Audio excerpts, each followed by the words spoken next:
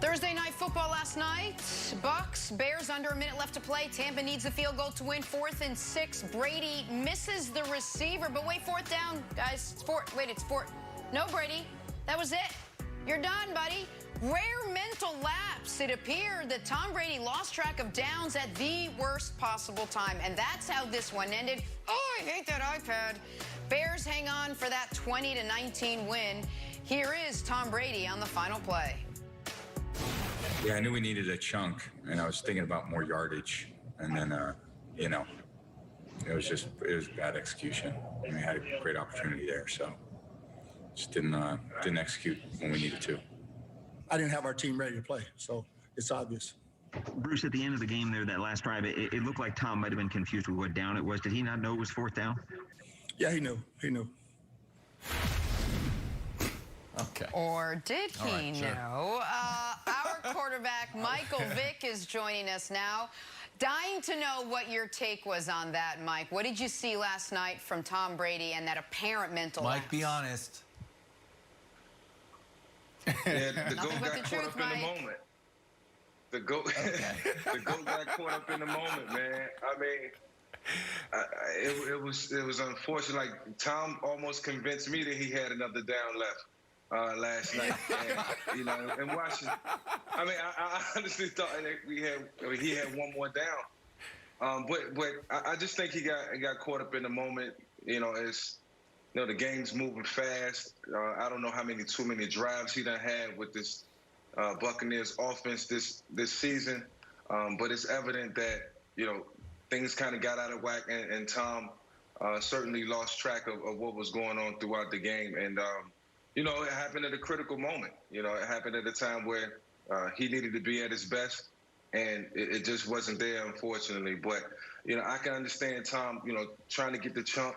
Usually in the 2-minute drill, you working, chunk the check down or check down the chunk down the field. You got to have a plan, and I think he just got caught up in the moment.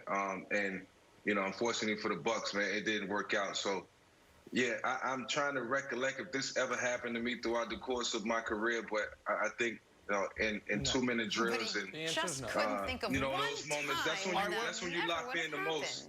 That's when you locked in the most. Well, do you have a bad Brady moment? For Tom. You gotta have a bad Brady moment. You played forever. No. That never. He's like, not that bad, happen, guys. He's like, that never happens. It's so much that you have to be able to, recollect in the 2-minute drill, and especially playing quarterback, man. And, we don't see this too often, and it happened to Tom. Like, I'm surprised, man. I'm truly lost for words right now. Guys, you know why it never happened to Mike Vick? Because it never happens to almost anybody. This is not us picking on Tom. This is a jarring, shocking moment. That drive went like this. First down, first play, completion, first down. First down on the next set of downs, incompletion. Second down, it's a check down, caught inbounds, tackled inbounds, so they're hurrying. Third down, bad pass to Gronk. Fourth down, pass deep over the middle, game over, and Brady's waving 4 fingers. There was no reason to forget the set of plays except for the fact that Brady's mind was a little elsewhere, and you know where it was? With Khalil Mack, with that Bears defensive line, with his skittishness in the pocket all night long. And I might, not revel in this so much if it wasn't what came right before it and what came right after it. Because what we were seeing before this drive was the full Tom Brady experience in the bad way, which is screaming and dog-cussing your teammates for not doing their job. And then after it, which is after he tries to convince the refs it's fourth down, that he has another down, he leaves the field while the Bears are still taking knees. And then after the game, he won't own it. Like, come on. I'm not going to kill him for leaving the field early, but there are plenty of folks who annihilated LeBron last week because he walked off the court when the clock said 0, but there's actually 0.7 left.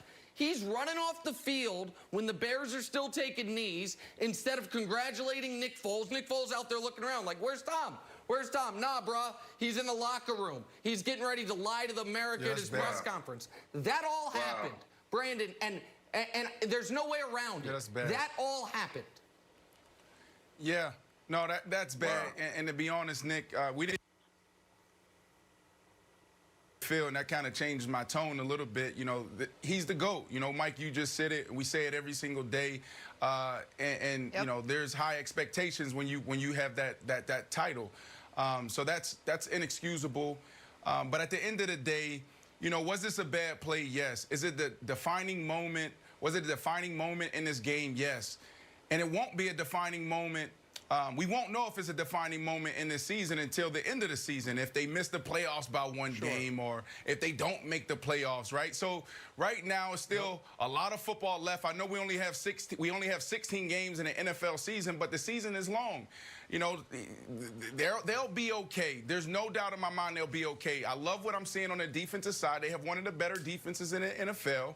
They can run the ball. They showed that last night against a really stout defensive line. And then Tom Brady was still able to be effective in the passing game with the banged-up receiving core. You know, he got guys on IR, guys not playing, guys out there hobbling around. And I thought he looked good. This is the game. This game turned out to be exactly what I thought it would be, Wilds. A game that was going to be won in the trenches, big on big, strength on strength, and it just came down to that moment, which was bad for him. So Tom got some answers. Yeah, really Hopefully he has some answers, but there's really nothing he can say about it. Okay, so Mike, I want to ask you a question. So Tom Brady obviously forgot 4th down. He's lying about it. It's you don't need the Zapruder film to figure this out. And then Bruce Arians lied about it.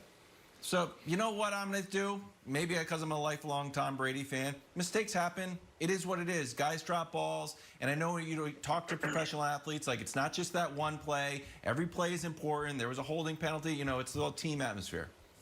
But running off the field, as Nick Foles seems to be obviously waiting for you, and you haven't played him since the Super Bowl, and it feels like a camaraderie moment, in that Tom Brady's then pouting. That's not a mental mistake. That's not getting caught up in the moment. That's a decision to be, to me, as a non-football player, it just looks rude. But to you, if you're Nick Foles, that seems like a level of disrespect. I mean, how are you taking that moment if you were Nick Foles? Yeah, if I'm Nick, I'm looking at it like, come on, TB12, you the GOAT. I mean, it's just one game. I mean, I'll do with you. And I beat you on this night. Like, acknowledge it, accept it, and you still got another, 12 games to go. So, let it go. It's all good. But, for Tom to run off and not acknowledge Nick, I think that was a sign of unprofessionalism. Tom is much better than that. I understand he was frustrated and things didn't go right the entire night for him, but that was because of a plethora of things. So Tom can't point the finger at other people. He got to point the finger right back at himself. I think he did the same thing in the Super Bowl, too. Nick. Yeah. Yeah, he certainly was supposed to acknowledge Nick after the game, for sure. Yeah, you can't do that. But I saw something I liked, Nick. I did see something from the Tampa Bay locker room that I really liked. Coach Bruce Arians. You can teach an old dog new tricks.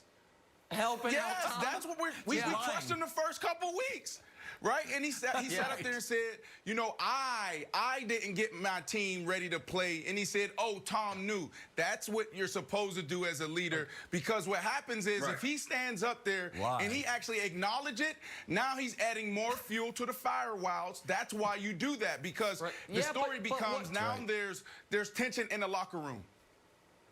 But what could have diffused the fire? Right, but what could have diffused the fire somewhat would have been Brady at the press conference be like, listen, it's, I've had 100,000 snaps of football in my life, because he's on camera. He knows that everyone knows that he's screwed up. Well, we're watching presidential debates and the potential. No, I got it. You don't answer that question. You run away from that question. But everybody knows it. And I do think he would. I do think, to Wild's point and Jenna's point, Jenna, I think what you said, I don't think can be glossed over. Nick Foles has played Tom Brady twice. He's beaten him both times. Yep. And both times, Brady has left the field without congratulating Nick. Now, the first one is in the Super Bowl. Emotions are so high. I almost, Confetti's just like I gave Cam a pass for the bet. Right. They're celebrating. The Super Bowl, you can, absolutely. The Super Bowl, And I didn't kill him for then. I'm not going to retroactively kill him. But Jenna, he knows he left him hanging in the Super Bowl. He knows that, as Mike says, he's the GOAT, and the other guy's Nick Foles. And now Nick Foles beating him again, and maybe that's the moment where you not only congratulate him there, but like, hey, and by the way, congrats on that ring, man. You got me. Yeah, and now I only have 6 instead of 7. And Brady was pouting. And then he was lying. And now, in his defense, maybe he thought it was the preseason. He didn't lie. He deflected. Maybe he lost track of the game. He didn't lie. He deflected. He thought it was the third quarter. Maybe he didn't. Things aren't getting any easier for Tampa. Nope, Jenna, Tampa's got the Packers coming up next week. LA with a chance to claim a title tonight. LeBron is ready. Before we go to break, listen to DeMar DeRozan on just how locked in LeBron gets during playoffs. And when our teammates forgot the play and Bron told him to play, like, it was some crazy stuff. We called it a play. He was like, what? And Bron told him what our play was. You know, and it just shows you, like, how locked in this dude be when it comes to winning time, man. And